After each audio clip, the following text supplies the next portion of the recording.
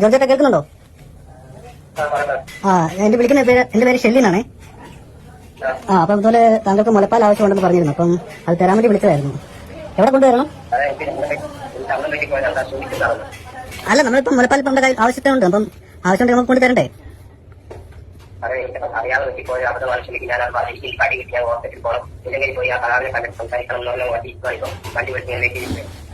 George കേട്ടിക്ക് നല്ല കിട്ടിട്ടോ. നല്ല ചങ്കുറ്റുള്ള ആണുങ്ങൾ നല്ല അടി അടിച്ചിട്ടുണ്ട്.